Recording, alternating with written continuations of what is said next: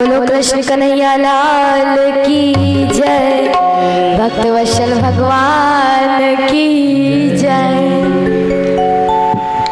तब उन्होंने बोला कि जब माँ से ममता और माँ से मामा बन सकते हैं तो उन्होंने मामा जी को ही क्यों मार डाला। दूसरा प्रश्न यह है कि देवकी के माँ के 8 पुत्र हैं बलराम जी, फिर यह रोहिणी के बेटा कैसे बन गए। तब बोले हे राजन, 4 दिन हो गए, कुछ बाल भोग कर लो, इसके बाद श्री कृष्ण की कथा सुनाते हैं। परीक्षित कहते हैं सच कहता हूँ महाराज, प्यास में कितनी पीड़ा होती है। बोले जानता हूँ, उस दिन भूखा था तो मैंने मुनि के गले में मरा सांप डाल दिया था और बहुत पीड़ा होती है, मालूम है मुझे। ऐसे 4 दिन बीत गए, मुझे बिल्कुल भी होश नहीं। दिव्य चरित्रों का धार बन रही है और अमृत की सुधा का पान करने से ना भूख लगती है ना प्यास। बस कथा मत पिलाते जाओ, भूख प्यास की कोई चिंता ही ना करो। सुखदेव जी गदगद हो गए। भैया, कथा सुनकर ही पेट भर जाता है, इसका कोई श्रोता यदि श्रोता तो वक्ता, फिर वक्ता ही क्या। श्रोता यदि बोलता है तो वक्ता फिर वक्ता। सही राजन, ध्यान से जब पृथ्वी पर कंस जरासन जैसे राजाओं का अत्याचार फैल गया तो पृथ्वी देवता के साथ पीड़ित हो गई थी।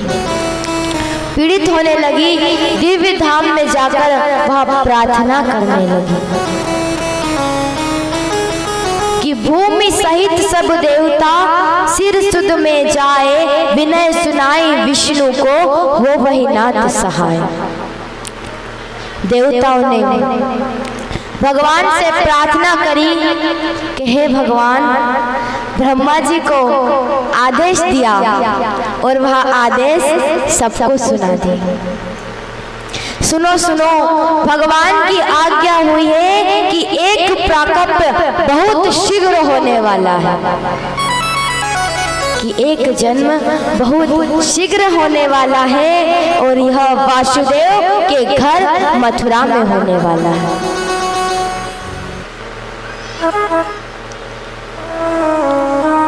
हाँ, मथुरा मंडल भगवान आने वाले हैं और प्रभु अकेले नहीं आएंगे, उनकी आह्लादनी शक्ति को भी वह साथ लेकर आएंगे, अकेले नहीं आएंगे। और कौन जिनश्च तत्व प्रहतम, जैसे श्री राधा वृषभानु नंदनी बनके बरसाने में प्रकट होने वाली है, वह भी बरसाने में प्रकट होने वाली है। और तुम लोग भी अपनी देवियों को साथ में लेकर जाना और अकेले नहीं चल जाना, साथ में लेकर जाना। तुम लोग प्रभु की सेवा में जाओ और देवियों को भी सेवा में ले जाओ। ब्रह्मा जी का आदेश सुनते ही देवता प्रसन्न हो गए हैं। अब देवता मिलकर मथुरा मंडल में जहाँ तहाँ प्रकट होने वाले हैं। मथुरा पावन का मोक्ष है और द्रौपदी दायिनी पुरी है, 7 नगरी जहाँ मरने मात्र से अपने को मुक्त मिल सकती है। कौन साथ है? अयोध्या मथुरु माया, काशी कांची अवंतिका, पूरी द्वारपति चेवह, सप्त कमोदका। यह अर्थात हरिद्वार, तो ये 7 नगरी अपने को मोक्ष प्रदान करा सकती है। मथुरा के राजा उग्रसेन बड़े धर्मात्मा पर बड़ा बेटा हो गया कंस। वो इतना दुष्ट कि अपने बाप को ही पकड़कर जेल में डाल दिया था। जबरदस्ती मथुरा को छीन लिया। जिसने विरोध किया उसी को मार डाला था। पर उसने देखा कि मेरे पति थोड़ा आक्रोश भरा है, थोड़ा आक्रोश भरा है, इसलिए कुछ ऐसा नाटक किया जाए कि प्रजा मेरे को अच्छा माने जाए। कुछ ऐसा नाटक होना चाहिए। राजा के प्रति अगर विद्रोह है तो आज नहीं तो कल सत्ता पलट ही जाएगी। विद्रोह है तो इसलिए बुद्धिमान राजा को चाहिए कि सत्ता में बने रहने और प्रजा का विश्वास जीत लिया। सोचो, मैंने आतंक से सत्ता को छीन लिया, पद प्रजा मेरे प्रति स्वभाव नहीं रखती, इसलिए कुछ नाटक तो करना चाहिए, कुछ तो नाटक होना चाहिए। कंस ने क्या नाटक किया? अपनी चचेरी बहन देवकी का बड़ा भारी समारोह किया। वासुदेव के साथ संबंध पक्का किया, बड़े धूमधाम से विवाह किया और इतना लंबा चौड़ा दान दहेज दिया कि कई हाथी, कई घोड़ा, कई दास दासिया, बहुत दहेज दिया। यह प्रदर्शन किया विवाह का, तो विवाह तो जनता में इसका भारी प्रभाव पड़ा। विवाह किया तो उनको भारी प्रभाव पड़ा, आपस में कानाफूसी होने लगी जनता में और कहती अरे भैया गजब हो गयो, देखो न सगी बहन नहीं है फिर भी कितने उधार विंद से दहेज दे रहे हैं, कितनो लंबो चौड़ो विवाह करियो है, उधार है महाराज, इस तरह विवाह कर रहे हैं। कितनी उदारता से बहन को विदा कर रहे हैं। भाई कुछ तो बात है, देखने में तो ऐसे लगते हैं महाराज कि बाप रे, और ऊपर से उग्र दिखाई पड़ते हैं और अंदर से एकदम मलाई की तरह रहते हैं और ऊपर से तो वह उग्र दिखाई पड़ते हैं। जब बड़े कोमल है, इतना प्यार बहन पर बरसा रहे हैं और इसने देखा कि सकारात्मक प्रतिक्रिया तो हो नाटक दिखाने लगे। जब वह नाटक दिखाने लगे, आंखों में आंसू भर के रोने लगे बहन की विदाई पर। बोला मैं अपनी बहन को स्वयं छोड़ने जाऊंगा, स्वयं पहुंचाने जाऊंगा। और जब सारथी को उतार दिया घोड़े से, स्वयं वह घोड़ा हाँकने लग गया। सारथी को उतार दिया, बोली भाली जनता को बड़ा गदगद हो गई। देखो देखो महाराज कितने भावुक हो रहे हैं, नारी केवल समहा कलहा, नारियल की तला ऊपर से कठोर है पर अंदर से तो बड़े कोमल है। यह तो वह नाटक कर रहे थे प्रजा को अपनी तरफ लाने का। तब महाराज का जब कंस मन में खुश होने लगा, मैंने जनता का मन जीत लिया है। अब एक नेता जब नाटक दिखाता है तो समाज में तो विपक्ष उसकी पोल खोल ही देता है कि कोई नाटक दिखा रहा है तो समाज में कोई विपक्ष ऐसा होता है जो उसकी पोल खोल देता है। तो कंस का नाटक सफल हुआ तो देवता घबरा गए। तो देवता घबरा गए, यह तो नाटक बाज निकला, यह तो नाटकबाज निकला, इसकी पोल तो खोलनी पड़ेगी। तो बहुत नाटक खोलनी पड़ेगी। सोई आकाशवाणी हुई और आकाशवाणी में क्या हुआ? अष्टम अष्टम गर्भे अथ्यम महायुधम। कि मूर्ख याद रखना कि कंस यदि इसी देवकी का 8वां लाल और तेरा बनेगा काल। बोले याद रखना कंस, इसी इसी जो देवकी को तू छोड़ने जा रहा है, इसी देवकी का लाल तेरा बनेगा काल। और इतने में यह शब्द सुनकर जानता था कि आकाशवाणी झूठ नहीं बोलती, मतलब देवकी मेरे काल को जन्म देने वाली है।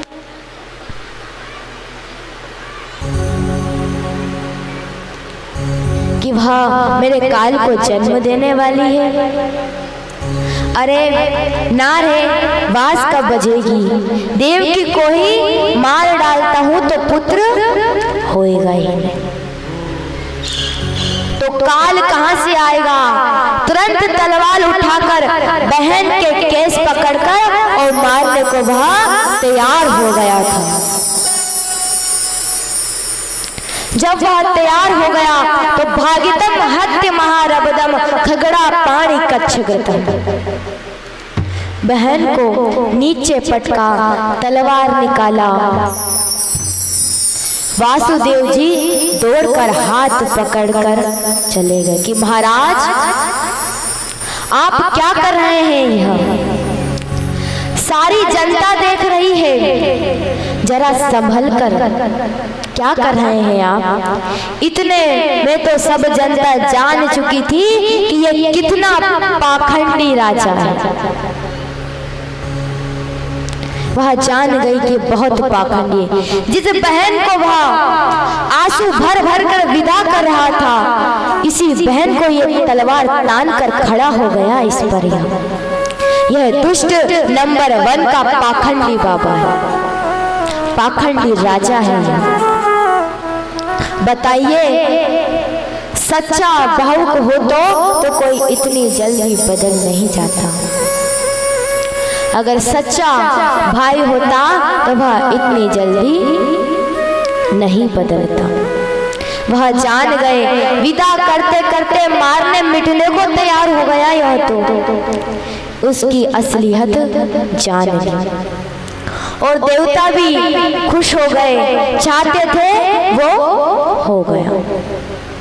और इसकी असलियत जनता के सामने आ गई। देवता ने समझाया, दूसरा काल देवकी नहीं, देवकी के नंदन है।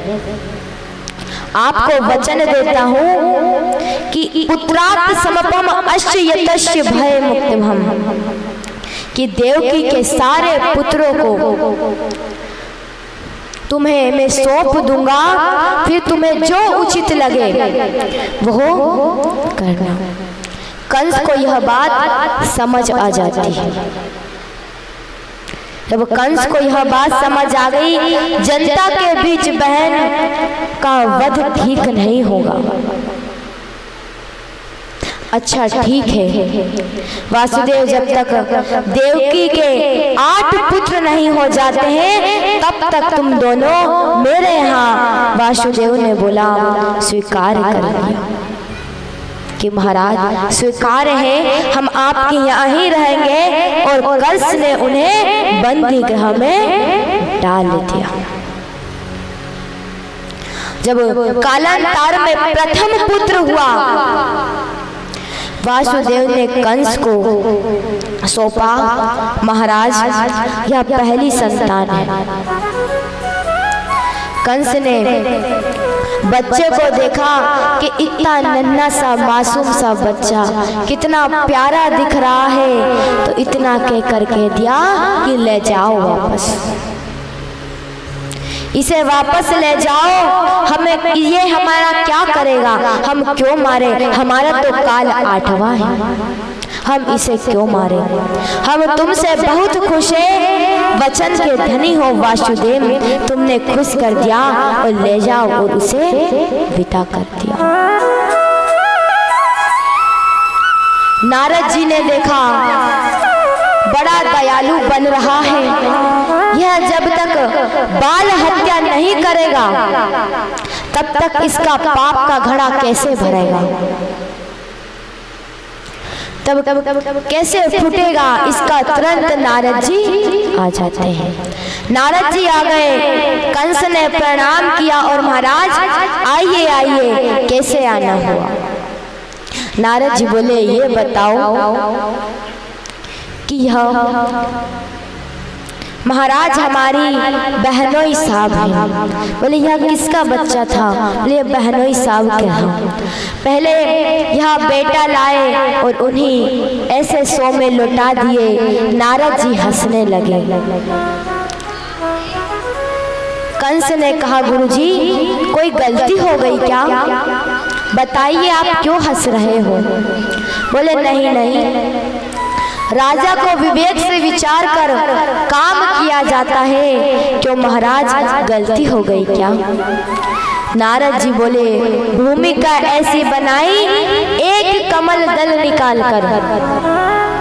वह बताया जरा बता तो इनमें से आखिरी 8वीं पाखुंडी कौन सी है? कमल दिया और पूछा कि बता तो 8वीं पाखुंडी कौन सी है? कंस ने 8 थक कर दीन लिए। बोले अब यहाँ से नहीं, यहाँ से गिनो। एक एक करके अलग अलग 8वीं हो गई। वो इधर से गिने जब भी 8वीं, इधर से गिने जब भी वह 8वीं हो रही थी। अब कंस का माथा घूम गया। जब भगवान महाराज आप बताओ कहना क्या चाहते हो? नारद जी बोले देवताओं की गिनती का कोई भरोसा नहीं है। कहां से गिनती चालू कर दे कि कहां खत्म कर दे। पहले से गिनो 8वां और 8वां से गिनो तो पहला। अब तो माथा घूम गया। गुरुदेव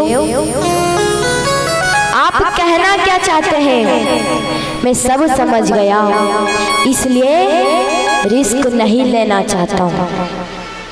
कहा गिनती चालू कर दी और वह रिस्क नहीं लेना चाहता हूँ महाराज। वासुदेव को वापिस नारद जी वासुदेव को वापिस बुलाया और नारद जी तो वहां से खिसक गए।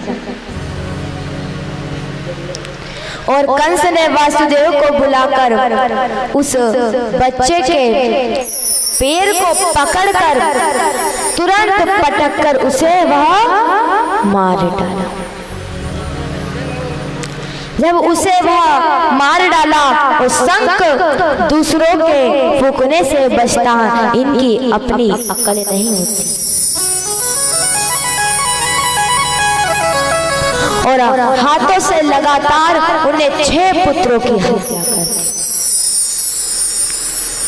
अब जब सप्तम गर्भ में भगवान शेष जी पधारे और भगवान ने योग माया को बुलाकर कहा देवी जी एक काम तुम्हें करना है।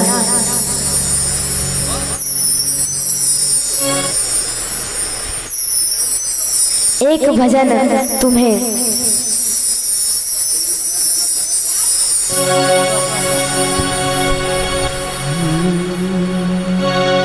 तेरी माया का न पाया कोई पार, लीला तेरी कोई जाने। तेरी माया का न पाया कोई पार, लीला तेरी कोई जाने। तू ही जाने हो ब्रह्म तू ही जाने, तू ही जाने हो ब्रह्म तू ही जाने। सारी दुनिया तेरी बलिहारी, लीला तेरी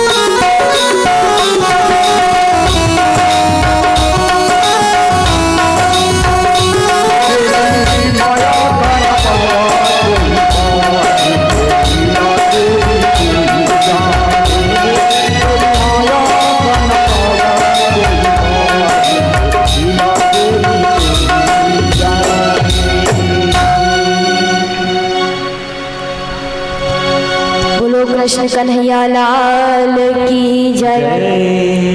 और सप्तम गर्भ में भगवान शेष जी पधारे और भगवान ने योग माया को बुलाकर देव जी से एक काम है तुम्हें। बोले क्या करना है? बोले क्या, जाओ देवकी के गर्भ में विराजमान तो शेष जी को आकर्षित करके रोहिणी के गर्भ में स्थापित हो जाओ। तुम यशोदा की बेटी बन जाओ। तुम्हें कंस अष्टम संतान समझकर वह प्रयास करेगा मारने का। जब वह प्रयास करेगा तो तुम अष्टम पुत्री बनकर वहां पर प्रकट हो जाना। और प्रकट हो जाना, फिर तुम्हारी पूजा दुर्गा मैया, चंडिका मैया, शारदा मैया, अंबिका मैया, इन सब के कितने में की जाएगी। घर घर पूजती रहोगी, यही तुम्हारा एक इनाम रहा। योग माया ने वही किया जो प्रभु की आज्ञा थी और कंस को भ्रम हो गया कि देवकी का सप्तम गर्भ नष्ट हो गया है। अब जब अष्टम पुत्र गर्भ में पधारे, देवताओं को पता चला कि भगवान गर्भ में आ गए। देव की माँ के सारे देव भद्र गर्भ में विराजमान भगवान और गर्भगृह में वह प्रकट हो गए थे। उस बाद गर्भस्थ गोविंदाय स्तवनम करने वाला और भगवान का प्राकट्व का समय धीरे धीरे आ गया था।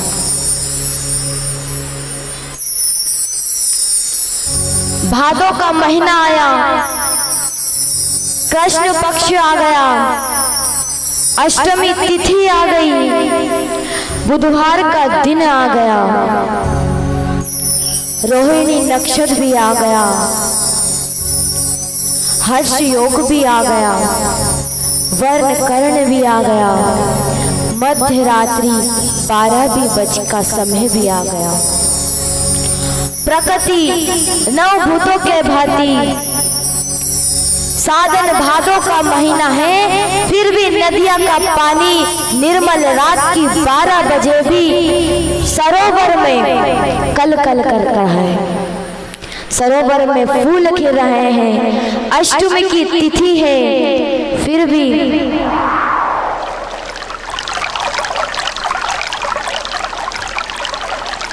वहाँ रात्रि 12 बज गए, फिर भी सरोवर का पानी कलकल कर रहा है, फूल खिल रहे हैं और अष्टमी तिथि आ गई, फिर भी चंद्रमा पूर्णिमा की तरह चमक रहे हैं। सारी प्रकृति प्रभु के स्वागत में तैयार है। बड़े अधिकारी हैं तो सभी छोटे मोटे कर्मचारियों को तो छुट्टी रद्द करनी पड़ती है। वह आज हमारे कृष्ण कन्हैया आ रहे हैं तो दिन में खिलना कमल का काम, पर प्रभु रात में आ रहे हैं तो कमल रात में ही खिल रहा है। वह रात में ही खिल रहा है और अष्टमी तिथि पर चंद्रमा तो आधे नजर आते, पर अष्टमी पे प्रभु आ रहे हैं तो चंद्रमा पूरे नजर आ रहे हैं। और दूसरी खुशी इस बात की कि हमारे वंश में आ रहे हैं। हमारे श्याम जी राम जी आए नवमी में और श्याम जी आए अष्टमी में। राम जी आए दिन में और श्याम जी आए रात में। यह मामला उल्टा पुल्टा है। राम जी दिन में इसलिए आए क्योंकि वह सूर्यवंशी है और श्याम जी आए रात में क्योंकि वह चंद्रवंशी है। जब राम जी आए तो सूर्य भगवान 1 महीने तक देखते रहे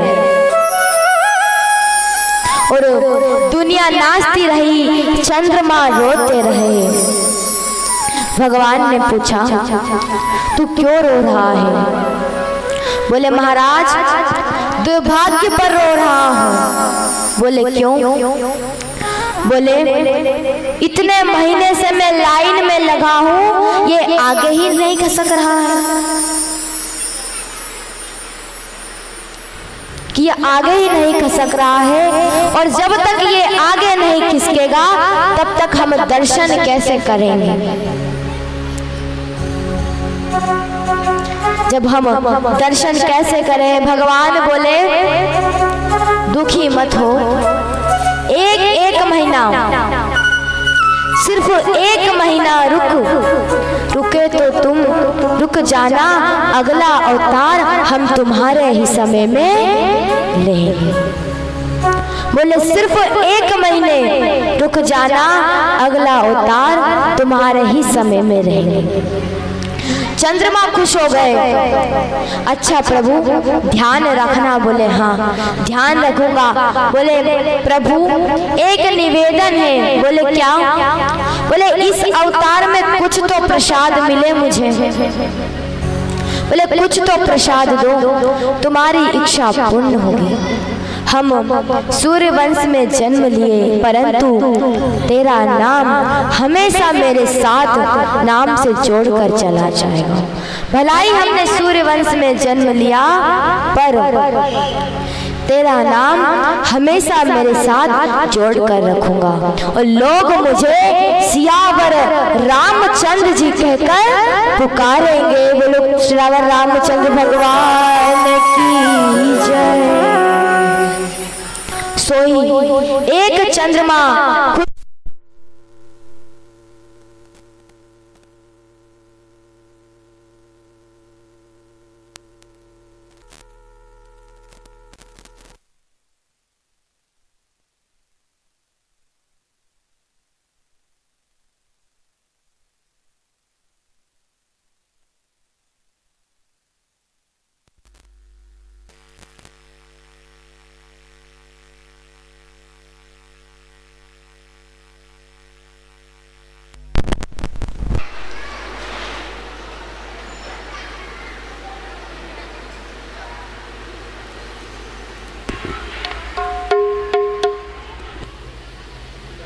बोलो कृष्ण कन्हैया लाल की जय। राम जी के राजकुमार दिन दहाड़े आ गए, और श्याम जी नंबर 1 के महाचोर थे, तो चोरों का समय बढ़िया रात की 12 बजे ही होता है, कि उनका समय रात्रि 12 बजे होता है। चोरों ग्रंथ कृष्ण कन्हैया हो रहे, मृद सुगंध वायु चलने लगी है। अग्निहोत्री अपने सुंदर बेलों में भगवान और वासुदेव भगवान को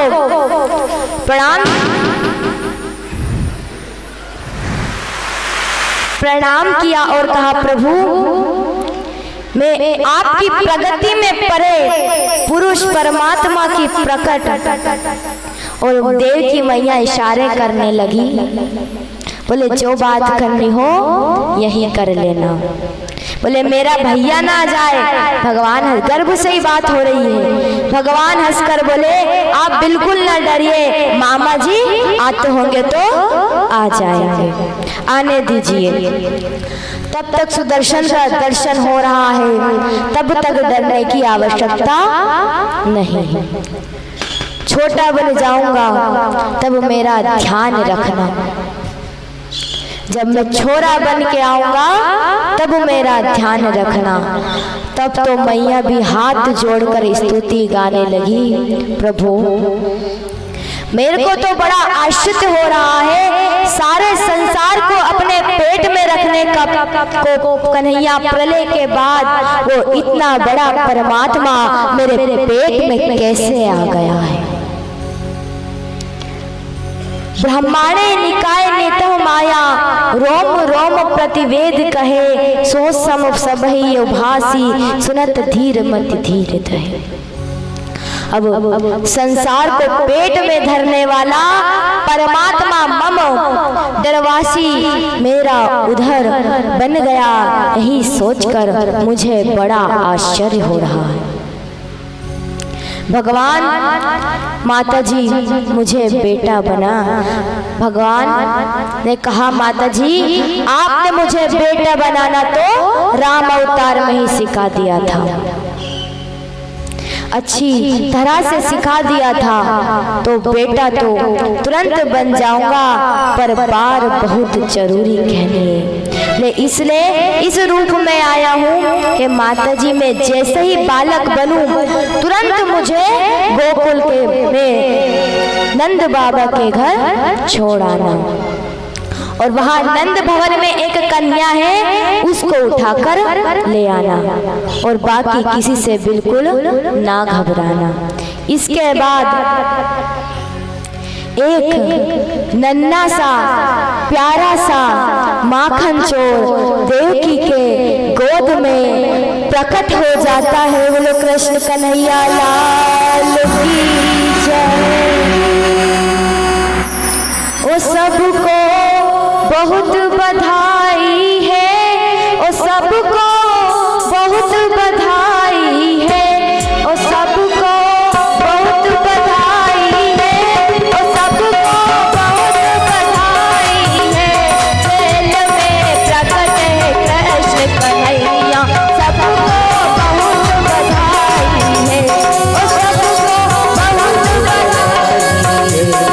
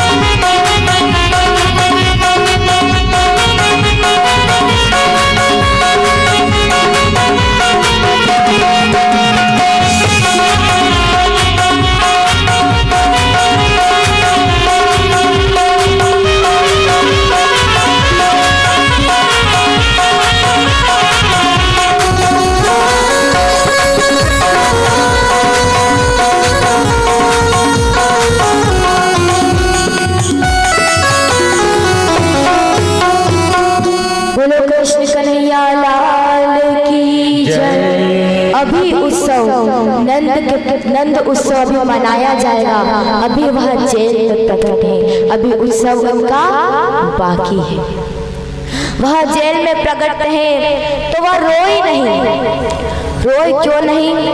राम अवतार में तो वह बहुत रोए थे, यहाँ पर क्यों नहीं रो रहे वो?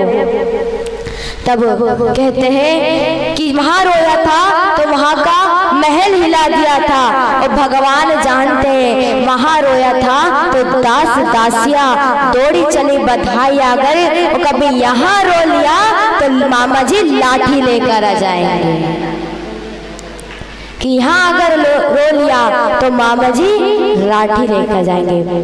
टपक चारों तरफ सतरही खतरा, इसलिए चुप रहते हैं मैं ही भलाई है। और जब वासुदेव हृदय से लगा लिया वासुदेव देवकी ने उन्हें, और पूरा शुर्फ लिटा दिया, और शुर्फ सहित भगवान को वह